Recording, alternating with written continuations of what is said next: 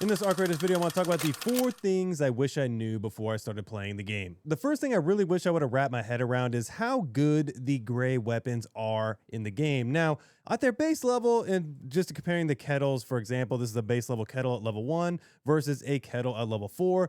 It's pretty disparaging how different they are because the base level kettle, for example, has a very slow velocity. However, the maximum level one has a much faster velocity as well as a fast reload, so it dramatically changes the weapon.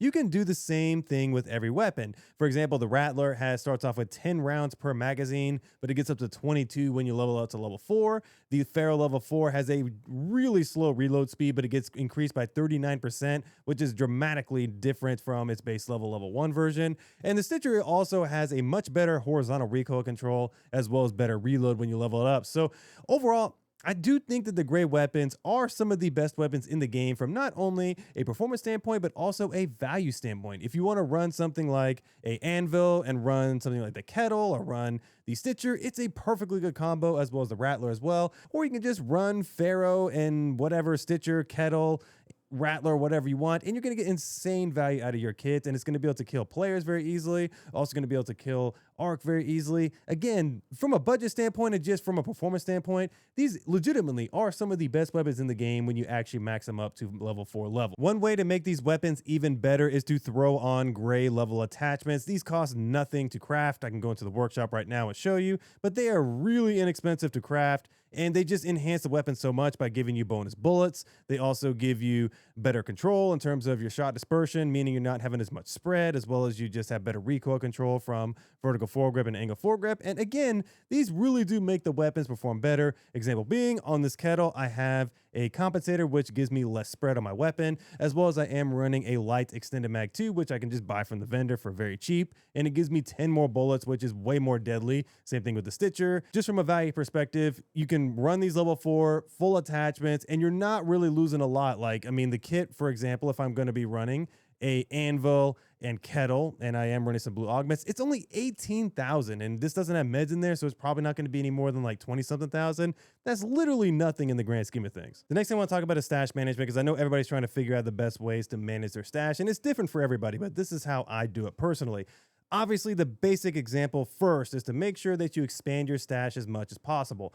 280 is the maximum size. I'm about to get there right now with this next level. It does cost 200,000 and it costs more money to get to this point, but that's one thing for sure to do early. Expand your stash, get it to its maximum size. That's going to help you greatly with stash space. Now, when you actually start getting to a good point where you feel like you're finding basic resources such as fabrics, such as chemicals, such as plastic parts and rubber parts and things of that nature, you can start going through your stash and understanding what things you can craft quickly and you don't need to hoard in your stash. One of the biggest examples is ammo. You don't need to hold a ton of ammo outside of some of the rarer ammos like launcher ammo, things like that. Some of these basic ammos are pretty easy to craft in the workshop, so I would not carry those in heavy quantities because all they do is take up stash space. I would just make sure that you have plenty of metal parts and plenty of chemicals, and you just craft as much as you need for that particular raid. I know it's kind of annoying, but if you really want to mid-max stash management, having tons of ammo in there is just going to take up a ton of space, but this is just something I personally do. Now, you can easily get things like metal parts and all these other things from Celeste, the vendor. She's actually going to be able to trade some of these things for assorted seeds, which you can get from Scrappy, because Scrappy is going to be able to give these to you every time you go into a raid. The more you train them up, the more of these basic resources you're going to get. So again, when you get into the mid-maxing of your stash, you have to identify things that are, okay, I can build this quickly. Like, for example, this muzzle brake. I don't know why it's sitting here. I'm just going to break it down to metal parts because I can actually add that to the stack of metal parts, as well as some of these grenades are pretty easy to craft. Like, I could probably craft some more of these snap blast grenades. So I'm going to actually sell these for some extra money. Some of the defibs, you can actually buy them. You don't really need to have this many, so maybe I might bring one from my next raid. Things of that nature, bandages. So again, you can just go through and min-max this. And what I like to do again is I have craftable components here. I want to make sure I'm focusing on having those in my stash and less things that I can craft quickly that I just need from raid to raid and things of that nature. Now, in terms of weapons, this is where it gets a little tricky because it depends on your play style and how you want to manage things. As a general rule of thumb, I don't keep very many gray weapons in my stash. I may keep a level 4 version of each just to have, because again, I don't have to worry about leveling them up every time. But level 1 weapons, like I get from free loadouts and things like that, if I already have one in my stash, I'm typically going to sell this or recycle it down to parts, just because I don't need to carry a bunch of gray weapons, but I do like them quite a bit to be able to run, as I mentioned before, but I don't need a lot of them in here. Now with the rare weapons, such as the uncommons, the rares, and the epic weapons, you have to start making some decisions here, because obviously you're going to have your playstyle. Like, I really do like the renegades, so I do like having a few of these on hand, and I will buy them from the trader, so having a few of these is quite nice. But the other ones start to become diminishing returns. Like, I don't love the arpeggio, but I like to have one just to be able to play around with sometimes. And when you start having weapons that you're pulling from raid that are heavily damaged, you probably get to the point where you can start recycling these just for basic parts. Like, having plenty of simple gun parts and plenty of mechanical components is way more valuable than having this half damaged Barella in your stash that's going to actually require you to spend more parts to repair it. So again, you got to start playing that min-max game of like, okay, do I need to keep this or can I break it down? Same thing goes for shields. I don't keep any green shields inside my stash at all. I mainly focus on blues or purples when I have them, and I just craft green shields when I need them. Same thing with augments. I generally don't keep green augments. It's always blues and pinks. One side note about weapons is that there are plenty of weapons also available from the vendors. These are on a timer, so you can come back here. For example, if you love running the anvil, you get 3 available. Just buy all 3, and then you have 3 anvils to go through, and you don't have to necessarily keep them in your stash. You could just come back here and buy them at any time. It's kind of like your mini stash here. Just make sure you got plenty of money and you can keep coming by here to buy whatever weapons you want. The next thing I wish I would have known is the skill tree. Now, initially going into the game, from the server test to the play test, I thought mobility was going to be the main tree because there's just so many interesting things in mobility. Now that we've actually had time to play and a lot of people have been investing into mobility and just in general into the various skill trees, it's come to everybody's attention that the mobility tree is not as good in its current state as we thought. Some of these things just don't work as well. For example, effortless roll does not actually give you any more dodges than you would think, because you would think that you'd be able to dodge more often, but you maybe get 1 dodge. It's not really that much more when you're thinking about things in the grand scheme of things. Also, things like heroic leap don't work as well. So again, I could go through the whole mobility tree and nitpick things, but just go watch some videos on it. It does not work as well as I thought it would. Now, the main things that have come to light is that the survival tree is actually extremely good because of things like security breach. This gives you a ton of weapons, as well as sellable things to be able to make a ton of money. And as well as things in the conditioning tree like loaded arms is actually very good.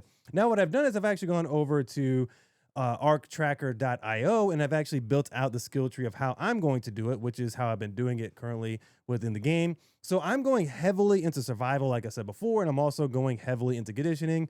The main things I want from the survival tree is I do want a lot of these perks right here because they are very strong. Things like, for example, being able to scavenge, making less noise. I find that incredibly valuable. As well as being able to loot containers faster is really valuable. One of the bigger ones that I'm excited to get in the future is going to be Looter's Luck. I've seen some other people that are ahead of me using this, and it's just insane. You reveal things so much faster when you're looting raiders, when you're looting stashes, or looting lockers, or whatever. It just, everything loots so much freaking faster. And then, as I mentioned before, Security Breach has so many freaking good things because they're basically like just huge loot stashes just all over the map that all you have to do is just get this point and you can actually get into them. Now, on the conditioning side is just as interesting as well. Things like use of the weight, being able to have your shields not slow you down as much is huge because you don't feel as slow and chunky with heavy shields, as well as proficient prior is going to be great for breaching things faster. You also have things like survivor stamina. When you're critically hurt, your stamina regenerates faster. Also things like if your shield breaks, your first dodge within a few seconds does not cost any stamina. So again, there's just so many great little things in this tree that's really good for quality of life. And then as for mobility, what I ended up doing is I did go 5 points into Nimble Climber because climbing things faster, like ladders and things like that is very useful. Obviously, the 2 stamina perks from Youthful Lungs and Marathon Runner. And I had 1 point left over for the 75, and I just went with Carry the Momentum. It's not great, but it does work decently well from what I understand. But as a whole, just to show you again, this is how I'm going to be navigating my skill tree. And I'm going to drop my camera so you can see it just a little bit better if you want to take a screenshot. But personally, this is how I'm going to be going about my skill tree just to keep it nice and simple so that way I don't have any wasted skill points and whatnot. This last one's a shorter one, but it has been invaluable as a resource. It's the Arc Raiders interactive map from Metaforge. Again, I'm going to leave a link to it down in the description below. It is absolutely incredible. Basically what this is an interactive map that will give you plenty of information about all sorts of things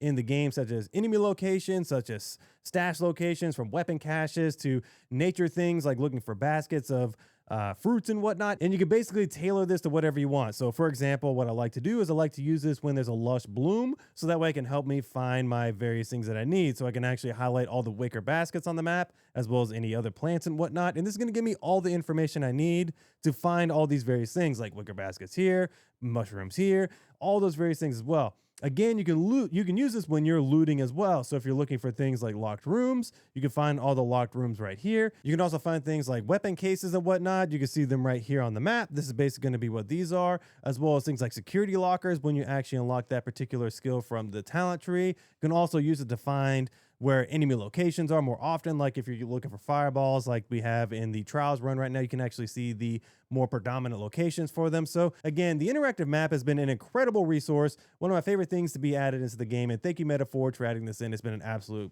blast to be able to use. But all right, that's all 4 things I wish I would have knew before I started playing the game. Let me know what you guys think about this video down in the comments below. Make sure you like and subscribe for more content similar to this. But anyways, I'll catch you in the next video. Peace.